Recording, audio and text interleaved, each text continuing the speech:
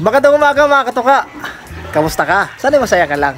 So ngayong umaga po, andito kami ngayon sa isang breeder po ng Surigao City. Isang kilala pagdating sa pagmamanok.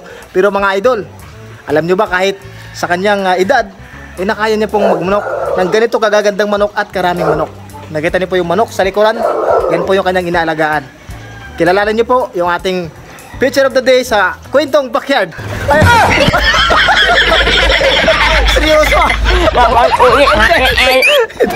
Ito pa yung kasama ko muna. Ayan. Richard Vlog. Ayan. Tsaka si Remil Vlog. Remil Vlog, mga katoka. Parang pumupugi ka ngayon Ngayon lang. So, Sir Gmail. Ayan. Una-una sa lahat, Sir. Thank you po sa pagtanggap po dito sa amin. Sa inyong maganda at napaka-ayos po na manukan.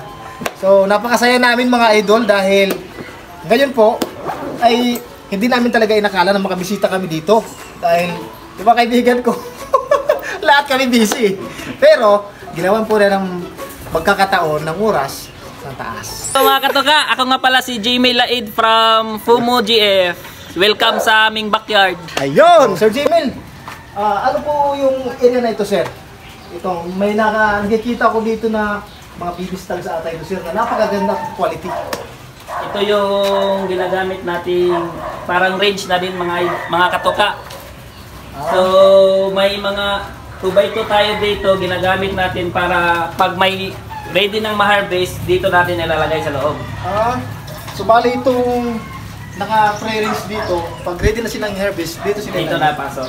para masanay sila bago yung calling area. Oo. Ano yung binibreed mo ngayon at pinapalahin mong linyada?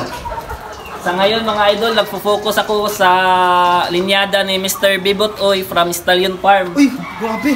Di ba, Sir, yun yung ginamit ni Patrick Antonio na 24 million gray? Opo, ay katoka. Ito ba yun? Opo. Grabe mga katoka!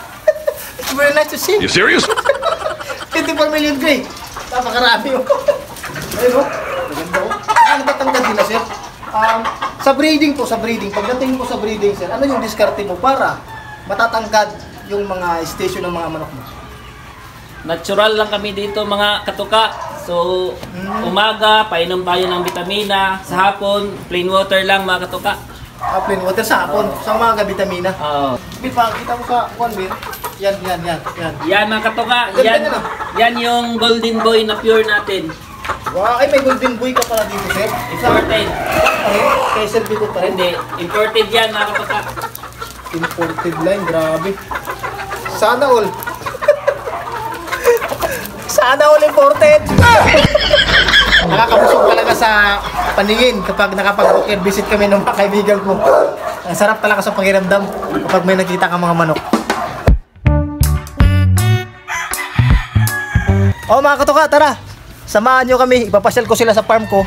Ay, farm pala ni Sir. Kala ko farm ko eh. Farm pala ni Sir. Tayo ay pupunta ngayon sa breeding area niya. Breeding house. Kasama natin yung veteran to. Veteran. Disclaimer lang, no animals were harmed in the making of this video. So, Idol, ito. Ito yung online 5-day sweater ni Bibot Oy. Wow.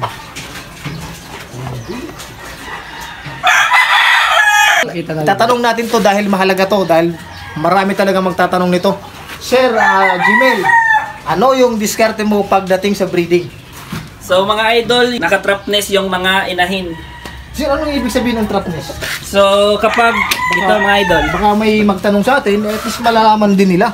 kapag may inahin idol na mangingitlog, papasok sila dito mga idol. Yan. Yan pala yung trapness, sir. Pagpasok dito mga idol, hindi na yan makakalabas dahil hindi na matutulak dito. Grabe no. Doon mangitlog sa loob mga idol. Tapos pag kukunin na mga idol, dito lang. Kunin mo dito idol. Yan. Kunin yung itlog, mamarkahan, then ibabalik yung inahin sa loob. Tapos di na malilito. Para di na kayo malilito mga idol kung anong inahin yung umitlog. Tatay. Ako na yung tatay sa inahin. Oh my God. Ko talaga nila.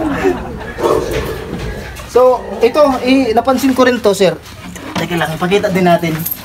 Ito, plastic po na itlog.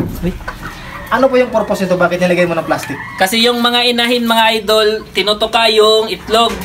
So naisipan namin gumamit ng plastic para sa kakatuka niya hindi mabasag din, para malagay sa utak niya na hindi niya mababasag yung itlog. Kumbaga, kapag nasanay na siya ng plastic, Oo. hindi na niya tutukain. Ayun, oh. So, gandang idea din po yun mga katuka, lalo na po sa mga gusto mag-umpisa at wala pa talagang alam. So, plastic po pwede gamitin, temporary muna, habang hindi pa umiklog yung mga inahin. So, magandang idea, sir. Salamat, sir po mo. Napakarami namin nalaman sa iyo, sir. The best yung aming pagpunta dito. Kelso. So, yun, napakagandang idea. Tapos, pag may nangitlog, mga idol, dito isusulat. Record. Dito, lalagay namin ito dito pag nag-start na kami pag-breeding. Sa totoo, sir, marami kayo nalaman dito eh. Kami kasi mga idol sa backyard, breed lang kami ng breed eh. Wala nang mga ganito. Pero dahil dito, sir, sa mga paraan nyo, at least meron kaming nadagdag din sa kaalaman namin. Kaya, yan yung kagandahan kapag nagpapalitan tayo ng kaalaman. Totoo ba, Chard? Ayaw, pakita mo si Richard. The best, the best. The best daw. Mas maganda talaga nagpapalitan ng mga idea. Tsaka mas maganda ka. Mas magandang lalaki ka, tara na. Ayaw, di ba? Ito na lagi pag ito si Remel talaga. Tamad na ito magawa ng kot.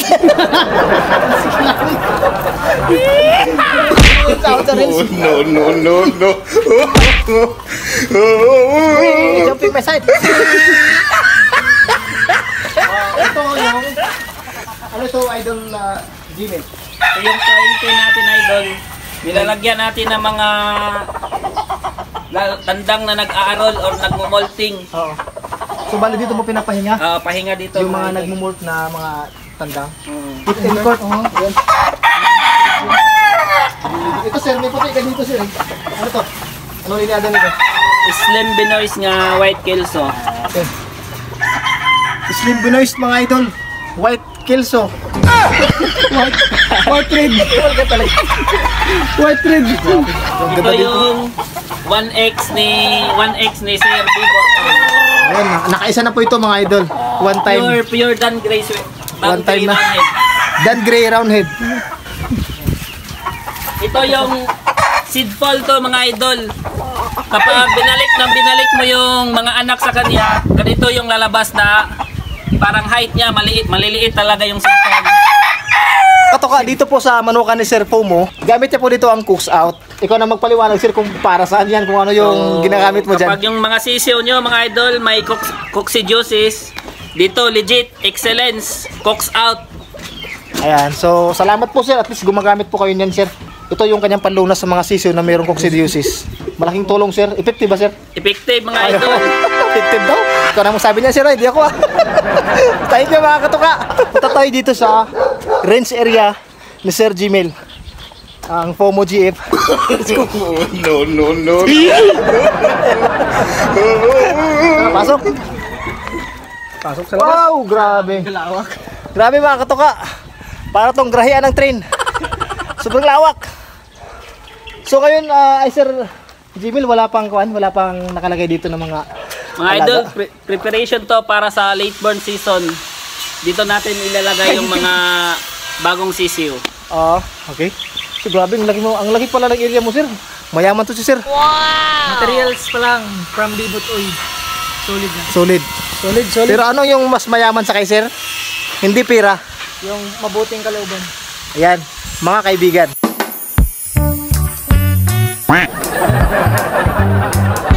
Nandito naman po tayo sa kanyang cording area. Meron tayong tanong kay Sir Gmail. Sir, paano ka nag-umpisa sa pagmamanok at sino yung nag-udyok sa'yo na magmanok? So mga idol, bata pa lang talaga ako, pahilig ako sa manok, muhipi ako sa amin doon sa kabilang lugar, may mga manok sa silingan, Sa kapitbahay. Kapitbahay namin mga idol.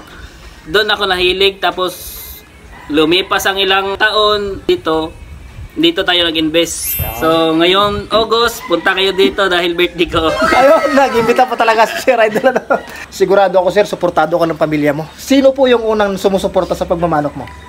So yung sumuporta talaga sa akin mga idol, yung papa ko. Ayun. Shoutout mo, Sir, yung papa mo. Shout out kay Jay Laid. Ayun, no? Alam niyo po mga katuka, dito po sa hilig natin sa pagmamano, kung walang sumusuporta sa atin, lalo na yung pamilya natin, hindi po tayo makakapagpatuloy sa pagmamanok natin. Kaya, pasalamatan po natin yung bawat pamilyang sumusuporta dito sa pasyon natin. Hindi mo kakayanin ng pagsubok kung ikaw lang mag-isa. Kaya dito kay Sir Jamil Laid ng FOMO GF, baon niya ang pangarap mula pa sa papa niya. So mga katuka, tayo po ay nag-enjoy dito sa ating backyard visit sa farm po ni Sir Jamil ng FOMO GF. So Sir, maraming salamat po, Sir, sa pagbigay ng panahon sa amin na makabisita dito. Magpapasalamat ako kay Idol Milpy Vlog, Richard Vlog, at walang iba kay Boss Remil Vlog. Remil Vlog. Ayan. So sa mga solid supporters din sa page ko mga idol, FOMO Game Farm, salamat sa lahat. Yan po, suportahan din po natin mga katuka ang kaibigan natin, FOMO GF po. Bisitahin niyo po yung kanyang Facebook account. At suportahan niyo din po siya mga idol. Napakabuting tao, napakabuting nagmamanok at totoong kaibigan po. So muli, Sir, thank you very much. Natapos na naman ang isang simple at makabuluhang backyard visit namin kasama ng aking mga kaibigan at binabalik namin ang pasasalamat sa Puong May Kapal sa paggabay niya sa amin kung saan man kami magtungo. Sana huwag kayong magsawang manood ng mga vlog namin at suportahan kami. Sa mga hindi pa nakasubscribe, kayo na pong bahala mag-subscribe sa amin. Maraming salamat po. Hanggang dito na lamang at ito ang Kwentong Backyard. Sana'y masaya ka lang!